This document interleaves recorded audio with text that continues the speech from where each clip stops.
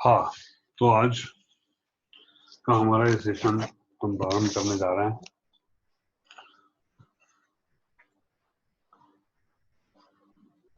कल हमने चक्रवृद्धि ब्याज के कुछ प्रश्न देखे थे। थोड़ा सा सूत्रों को दोहराने के बाद कुछ अलग प्रकार के प्रश्न जिसमें लॉग के सूत्रों का भी प्रयोग होता है और सामान्य सूत्रों का प्रयोग भी होता है, उस टाइप के प्रश्न हम कैसे हल कर सकते हैं, ये हम आज के व्याख्यान में देखेंगे।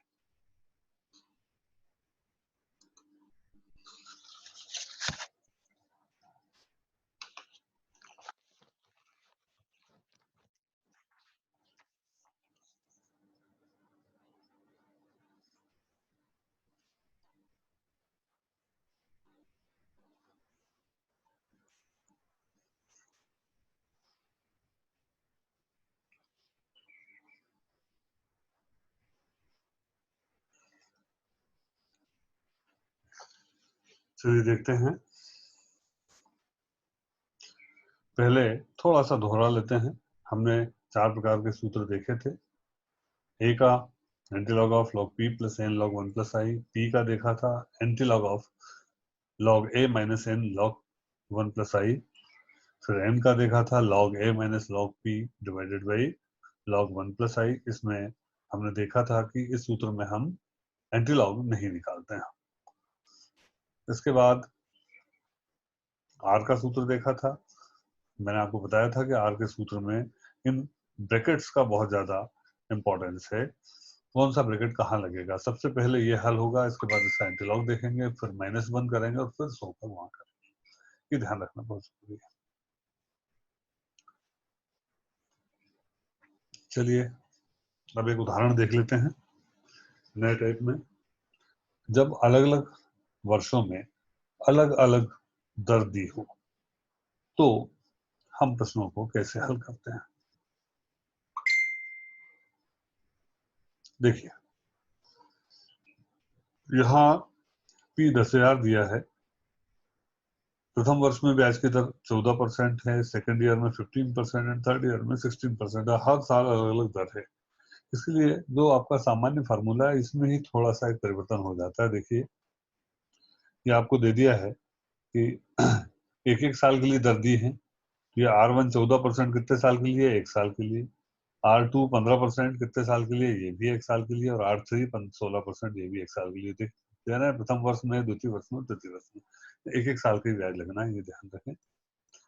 अब सूत्र इसका देखिए, ये जो सामान्य सूत्र है इसमें थोड़ा सा चेंज हो जाता है।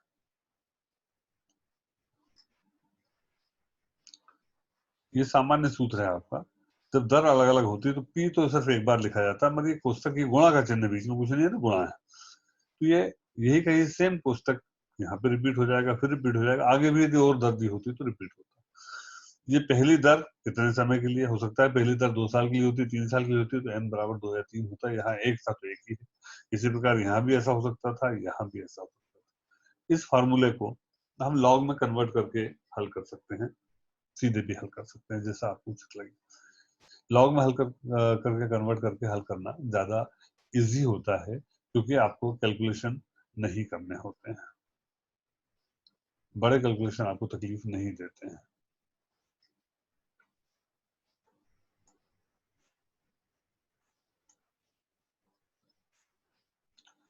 चलिए देखते हैं।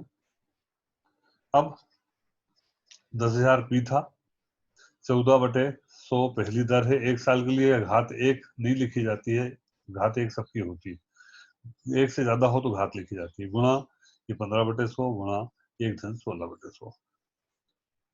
ये सीधे सीधे हल कर लिया। अब इनका गुणा करना है, गुणा कर लीजिए और 10,000 गुणा कर दीजिए, ए का मान आ जाएगा।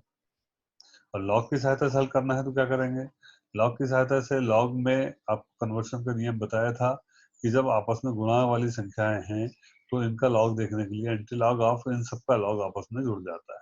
तो क्या हो जाएगा, anti log of log 10,000 plus log 1.14 plus log 1.15 plus log 1.16। देखिए ये गुणा करना थोड़ा सा दिक्कत देता है आपको कि 101.14 में पहले 1.15 का करते हैं, फिर 1.15 में 1.16 का गुणा करते हैं और फिर जो आता है उसमें 10,000 का गुणा करते हैं, तो ये थोड़ा सा भारी पड़ता है। लॉग की सहायता से देखिए कितनी आसानी से हो जाता है। यहाँ हम देखेंगे लॉग 10,000, 1 2 3 4 5 5 संख्या है तो 4.000 हो जाएगा, 10 का खाना 4.0 होता है। तो ये पहली चीज तो ये हो जाएगी 4.0000। अब यहाँ देखेंगे तो 0.11 का चौथा खाना देखिए कितना आता है। आपके पास पुस्तक है, खोल के देखिए आप, वो आएगा 0569। यहाँ चूंकि एक था तो एक से एक कम जीरो यहाँ आया, और ये 0569 जो पॉइंट के बाद लिखा है वो क्या है, 11 का चौथा खाना हमने लॉग टेबल में देखा है। ऐसे 11 का पांचवा खाना जब देखेंगे, एक के कारण जीरो तो यहाँ आ गया, तो ये आएगा 0607, और 11 का छठवां देखेंगे तो ये आएगा 0645। अब इनको जोड़ना आसान है, जोड़ लेते हैं। इन सबको जोड़ा तो ये आया एंटी लॉग ऑफ 4.1821। अब 1821 का क्या देखना है आपको, एंटी लॉग देखना है। 4 का तो देखते नहीं है हम, यहाँ 4 से हम दशमलव लगाते हैं, इसलिए जो पूर्णांश होता है उसको छोड़ देते हैं, दशमलवांश का ही एंटी लॉग देखा जाता है। तो यहाँ 18 का दूसरा खाना मिन डिफरेंस में एक देखिए आप एंटी लॉग टेबल में कितना आता है। जो आता है उसमें मिन डिफरेंस में एक आप जोड़ दीजिए,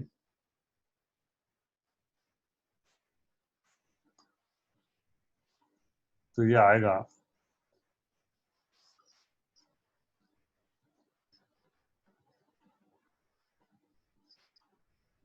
15,121 आएगा ये। 18 का दूसरा खाना मिड डिफरेंस में कितना आएगा, 1521।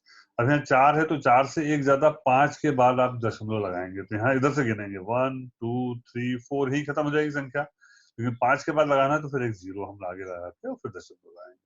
तो ये मान कितना आया, 15,210 ए आया। आपसे पूछा था चक्रवृद्धि ब्याज, तो चक्रवृद्धि ब्याज कैसे निकालेंगे, 10,000 आपका क्या है, मूलधन है, मूलधन को आप इसमें से घटा देंगे तो जो बचेगा 5,210, ये चक्रवृद्धि ब्याज होगा। यहाँ एक बात मैं आपको बता दूं कि जब हम लॉग से करते हैं तो चौथी संख्या के बाद राउंड फिगर में ही संख्या आती है, तो यदि एक्चुअली आप गुणा करते तो इससे थोड़ा बहुत डिफरेंस आ सकता था, आता ही है, 1 2 4 का डिफरेंस आ सकता है, तो वो मायने नहीं रखता है। लॉग की ये गणना आपकी उत्तर के लिए मान्य होगी। आशा करता हूं कि आपको ये समझ में आया होगा कि जब अलग अलग दर दी हो तो हम क्या करते हैं, जो पहला वाला p इंटू 1+r/100 है, यही r1+100 टू द n1 हो जाएगा, r1+r2/100 टू द n2 हो जाएगा, 1+r3/100 to the power n3 हो जाएगा। जितने भी ज्यादा दिए हैं उतने आगे बढ़ते जाएगा। 3 साल का दिया था, 4 का देते, 5 का देते। इसमें ये भी दिया जा सकता था कि 14% जो है 3 साल के लिए रहेगा, 15% 2 साल के लिए रहेगा, 16% 6 साल के लिए रहेगा। तो जितने जितने साल के लिए हो वो एन की जगह हम यहाँ लिख देंगे। सूत्र में जब बदलेंगे तो ये एन का गुणा हो जाएगा यहाँ पर, तो इतना मुश्किल नहीं है। यहाँ चूंकि 3 साल का ही था, तीनों एक एक साल के लिए था, इसलिए यहाँ पे घात हमने नहीं लिखी है, क्योंकि एक घात लिखी नहीं जाती। तो मैं समझता हूँ कि आपको ये क्लियर होगा। आगे बढ़ते हैं। अभी आपको दिया किसी धन का 8% वार्षिक चक्रवृद्धि ब्याज की दर से दूसरे वर्ष का चक्रवृद्धि ब्याज 54 रुपए हो, तो पहले वर्ष का चक्रवृद्धि ब्याज दिया। देखिए बड़ा अजीब टाइप का सवाल है, पहले साल का नहीं दूसरे साल का दिया हुआ। अभी यहाँ सूत्र वूत्र की आवश्यकता नहीं है, सीधे सीधे हम करेंगे। देखिए अब ये मानव मूलधन 100 रुपए है, हम 100 रुपए मूलधन मान लेते हैं, तो उसके 2 साल का चक्रवृद्धि ब्याज में निकाल सकते हैं। तो प्रथम वर्ष का ब्याज कितना होगा, 100 का 8%, 8 रुपए। अब मिश्रधन कितना हो गया, 108 हो गया, तो दूसरे साल का कितना होगा, पहले वर्ष के अंत में मिश्रधन इतना हो गया, दूसरे वर्ष का ब्याज क्या होगा, 108 का 8%। अब 8% निकालिए, 8 का गुणा करिए, 100 का भाग दे दीजिए, 864, 8 एकम 8, 864 में 100 का भाग गया तो ये 8.64। अभी दूसरे साल का ब्याज कितना है, 8.64 है। यहाँ दूसरे साल का ब्याज दिया ना, जबकि जम जाएगी कि जब 8.64 दूसरे वर्ष का ब्याज है तो मूलधन कितना था, 100 रुपए। हाँ? या क्या पूछ रहा है वो, पहले वर्ष का चक्रवृद्धि ब्याज पूछ रहा है, तो पहले वर्ष का चक्रवृद्धि ब्याज कितना था, 8 रुपए। इसलिए 4054 है तो पहले वर्ष का चक्रवृद्धि ब्याज क्या होगा। जबकि में आप कोई भी चीज निकाल सकते हैं, जो चीज पूछी हो उसको जमा देंगे आप। मूलधन पूछते तो मूलधन जमा देते हैं, है ना। चलिए यहाँ ब्याज पूछा है पहले साल का, तो ब्याज जमा देते हैं। जब दूसरे वर्ष का ब्याज 8.64 है तो पहले वर्ष का ब्याज है 8 रुपए। ये क्या हुआ, देयरफॉर जमा रहे हैं हम, देयरफॉर दूसरे वर्ष का ब्याज कितना है 54, तो पहले का क्या होगा 8 में इसका गुणा हो जाएगा और इसका भाग हो जाएगा, तो 54 गुणित 8 ये और गुणित ये बटे ये, तो गुणा भाग करेंगे आप, ये काटा पीटी करेंगे, 8 कम 8 8 8 0 8 8 चौसठ जाएगा, 54 से तो 54 दोनों 108, 2 बार कटेगा, दशमलव ऊपर 100 आ जाएगा, 2 से 100 कट जाएगा 50 बार, तो उत्तर क्या आया, पहले साल का ब्याज 50 रुपए होगा। That is the answer. उम्मीद करते हैं कि आपको ये समझ में आया होगा।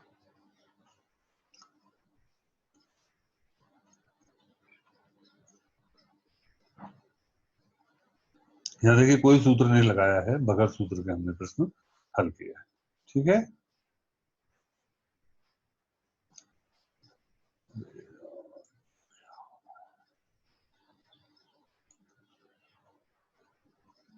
हाँ चलिए,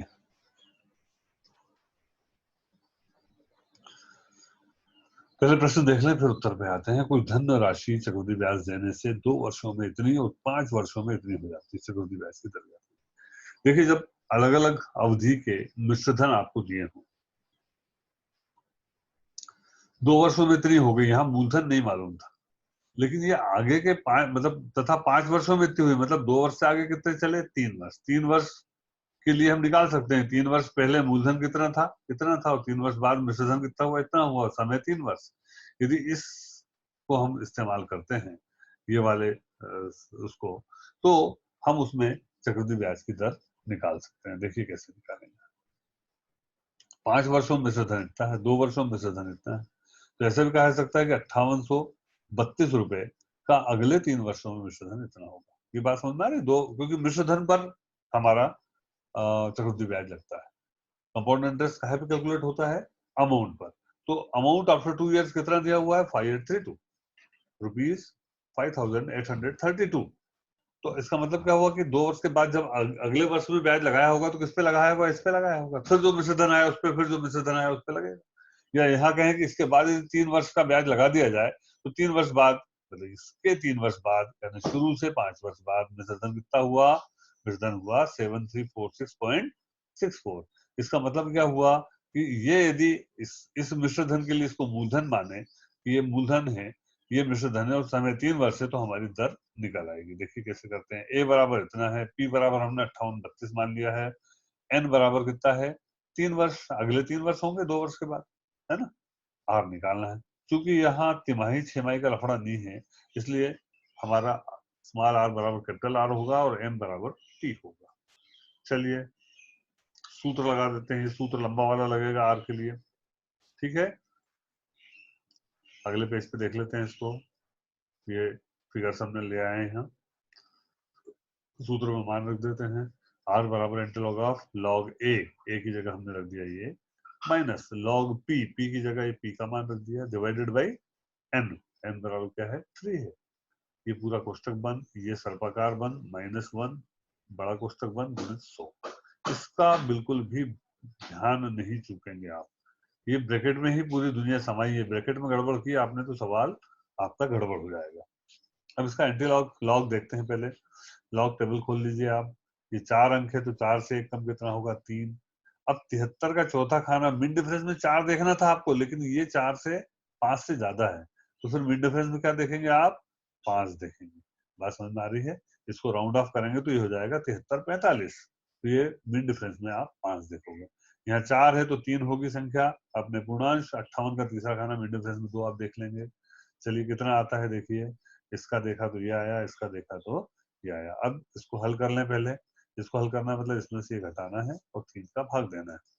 चलिए ये घटा दिया, 3 का भाग दे देते हैं, 3 का भाग दिया तो ये आया 03343। अब देखिए एंटी लॉग जो टेबल है ये 0.00 से स्टार्ट होती है। लॉग यदि देखना होता तो हम 33 का चौथा खाना मिड डिफरेंस में 3 देखते, ये अंतर है, इसको समझिए। लेकिन जब एंटी लॉग देखते हैं तो पॉइंट के जस्ट बाद से जो संख्या शुरू हो जाती है वहां से हम एंटी लॉग देखते हैं। तो 03 का तीसरा खाना मिड डिफरेंस में 4 हम देखेंगे, ये 3 को छोड़ देंगे, 5 से कम है इसलिए इसका कोई महत्व नहीं होगा। चलिए तो ये आया 1080। ठीक है, इसका देखा तो ये आया 33 का चौथा, 03 का तीसरा खाना मिडनसन 4 देखो तो वो आएगा 1080, क्योंकि 0 था तो एक के बाद दशमलव लगा दिया। अब इसमें से -1 जाएगा तो क्या बचेगा? 0.080। 100 का गुणा करेंगे तो क्या होगा? दशमलव 2 बार इधर जाएगी, एक बार जाएगी 0 क्रॉस होगा, दूसरी बार जाएगी तो 8 क्रॉस हो जाएगा। मतलब क्या आ जाएगा उत्तर? 8 आ जाएगा, 8.0 या 8। चलिए, ये देखा, इसको ये -1 किया हमने, 0.80 में 100 का गुणा किया, 0.80 में 100 गुणा किया तो क्या आया? 8 या 8%। चूंकि दर है इसलिए परसेंटेज में लिखा है इसको, कि आर हमारी क्या होगी? 8%। चूंकि सालाना है इसलिए यहाँ पर कोई कन्वर्शन टेबल नहीं लगेगा, यही कैपिटल आर भी होगा। ठीक है, उम्मीद करते हैं आपको समझ में आया होगा। एक बार आप फिर से देख सकते हैं, ये हमने मान रखे हैं, उनका लॉग देखा है, लॉग देख के पहले इस कोष्टक को हल किया है।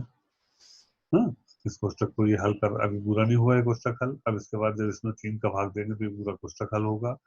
फिर इसका हमने ये लॉग एंटी लॉग देख के मान रखा है। तब तक ये चीजें बिल्कुल वैसी की वैसी उतारते चले गए हम, तब तक इनमें कोई भी परिवर्तन नहीं किया गया है। अब यहाँ इसके बाद फिर हम इसको जब सॉल्व करते हैं तो ये परिवर्तन होता है कि इसमें 1 घटाएंगे तो 0.80 बचा, 100 का गुणा करेंगे तो 8 आया। 8 जो है दर है इसलिए इसको लिखेंगे 8%। तो ये सवाल आपको क्लियर होगा।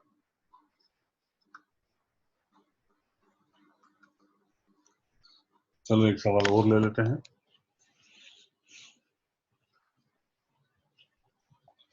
गौरव ने 20,000 रुपए का ऋण लिया। वह इसे 2 बराबर किस्तों में, वार्षिक किस्तों में 2 वर्ष में चुकाना चाहता है। यदि चक्रवृद्धि ब्याज की दर 10% वार्षिक हो तो किस्त की राशि बताइए। इस टाइप के प्रश्न भी बहुत पूछे जाते हैं, तो थोड़ा सा इसका ध्यान रखिए आप, इसको कैसे हल करते हैं, इसकी विधि थोड़ा सा आप समझिएगा।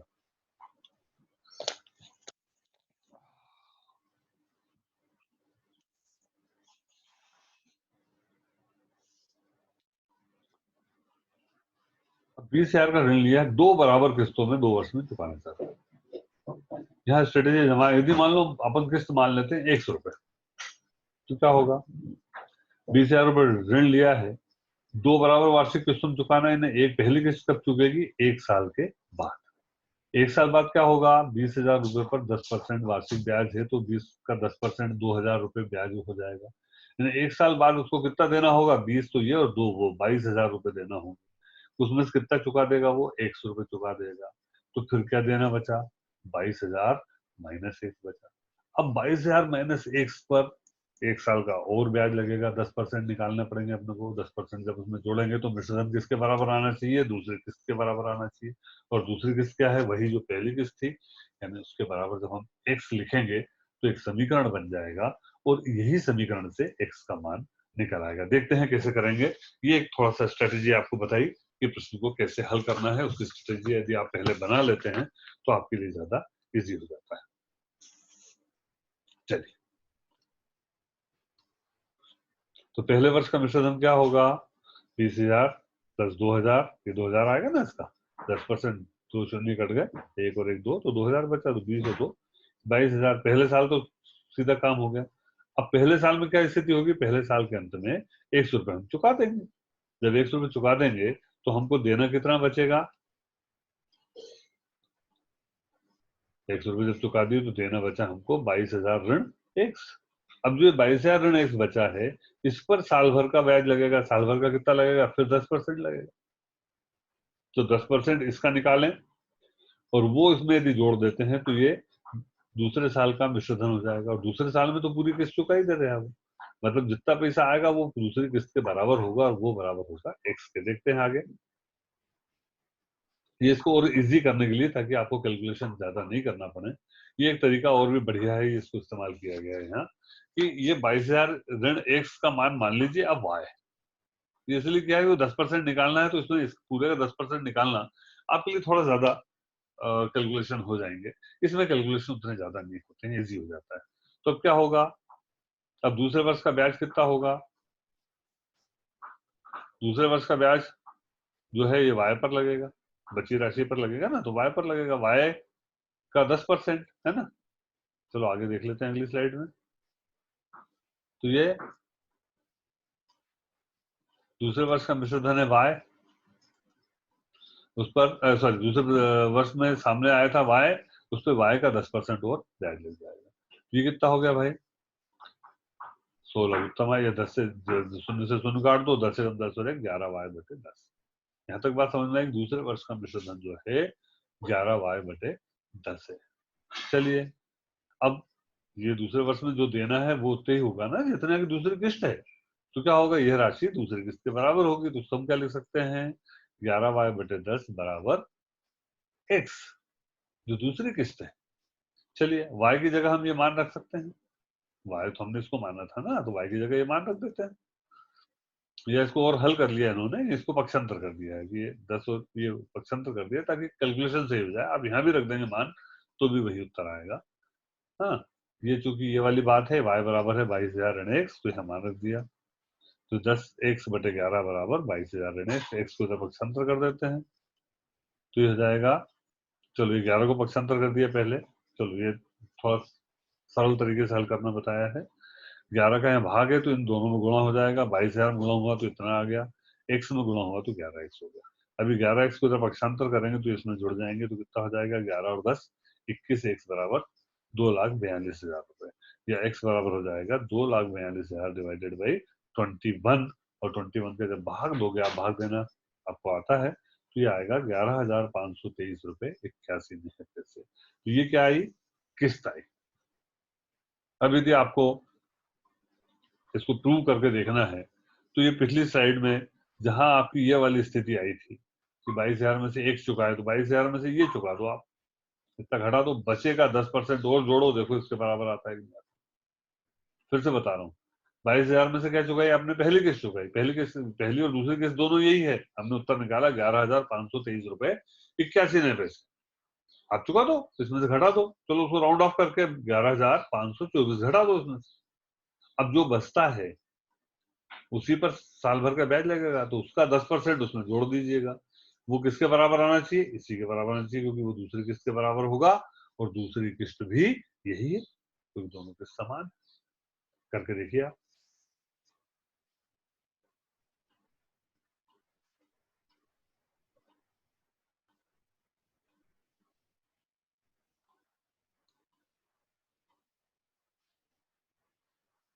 चलिए, तो उत्तर आ गया आपका 11,523 रुपए 81 पैसे। चलो आज एक सवाल और देख लेते हैं।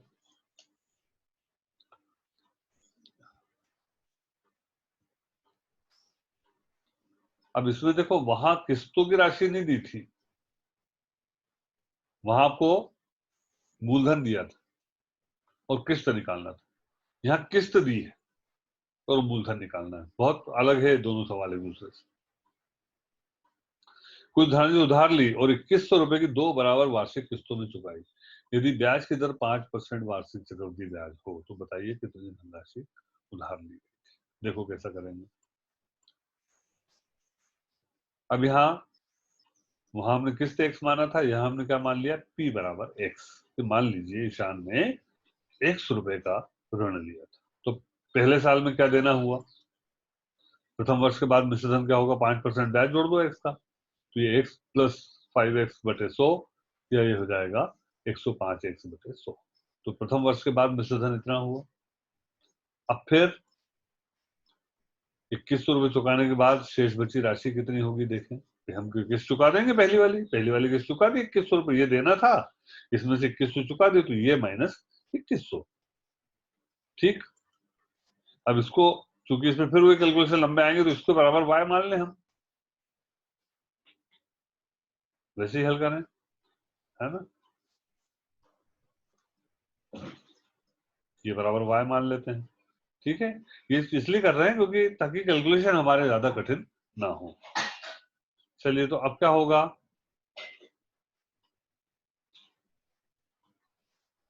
अब ये होगा कि जो y है उस पर फिर साल भर का ब्याज लगेगा, y प्लस y का 5%, ये बराबर हो जाएगा 105y/100। ये किसके बराबर होगा, ये दूसरी किस्त के बराबर होगा, अतः 105y/100 बराबर 2100। ठीक है। अब ये y की जगह हम ये मान रख सकते हैं, इसको और हल कर लेते हैं। 105 y बराबर 100 गुणित 2100 गुणा कर सकते हैं आप।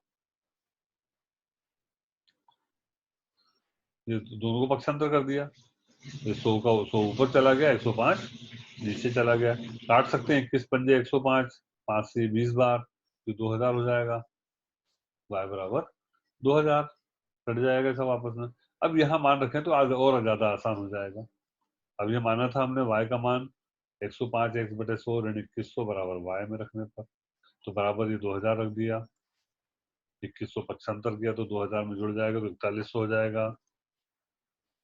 हाँ, अब 4100 में ये भी पक्षांतर कर दो, 100 नीचे से ऊपर चले गया और 105 नीचे आ गया। तो अब इसको हल कर लीजिए काटा पीटी करके, है ना।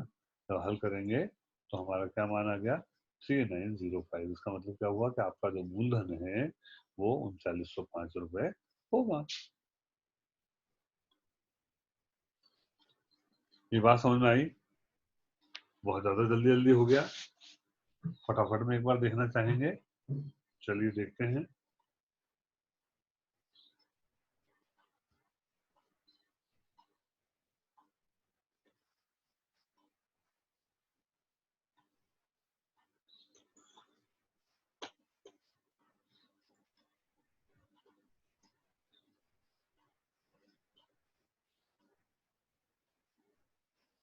यहाँ तक बात समझ में आई थी।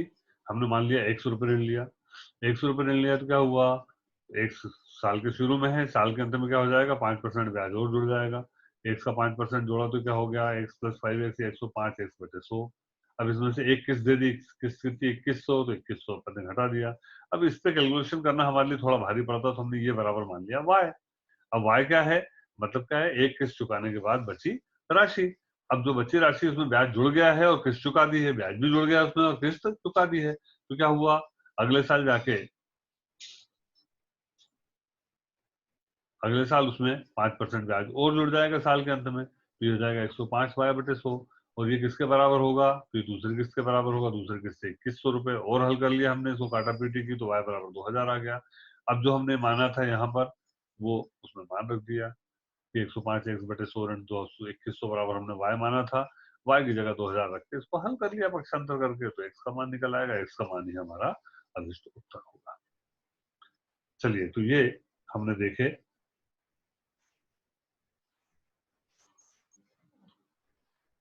कुछ सवाल आपके लिए? अच्छा, एक बात ये है कि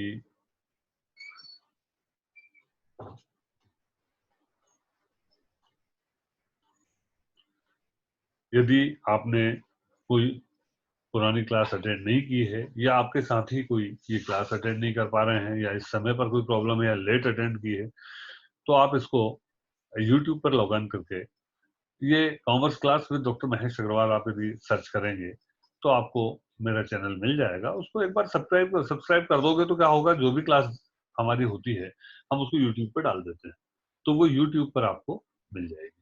और यूट्यूब पर मिल जाएगी तो आप कोई भी क्लास देख सकते हैं, उसको कहीं भी रोक सकते हैं, वापस घुमा के देख सकते हैं। तो इससे आपको समझना ज्यादा आसान होगा, क्योंकि वीडियो रहेगा, वीडियो को आगे पीछे सरका के आप आगे पीछे कर भी देख सकते हैं। चलिए, तो आज की आपकी कक्षा के लिए, आज के उसके लिए आपको बहुत बहुत धन्यवाद। यदि आपको कोई प्रॉब्लम है तो बिल्कुल आप मुझे मेल भी कर सकते हैं,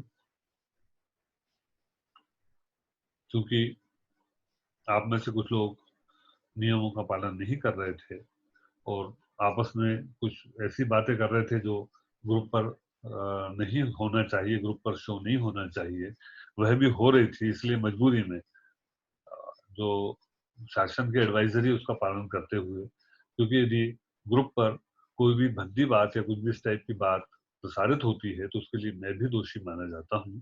तो इसलिए हमने ग्रुप पर आपको बोलने पर प्रतिबंध लगा दिया है।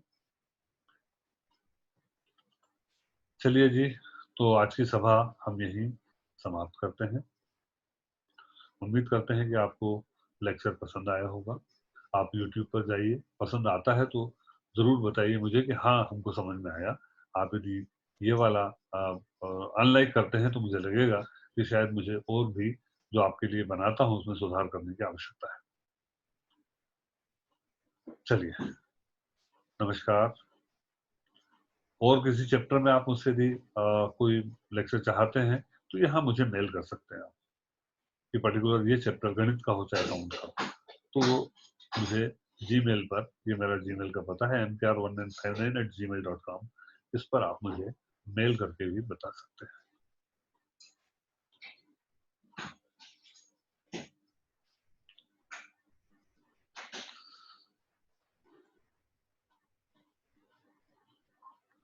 चलिए, तो आज की सभा हम यही संपन्न करते हैं।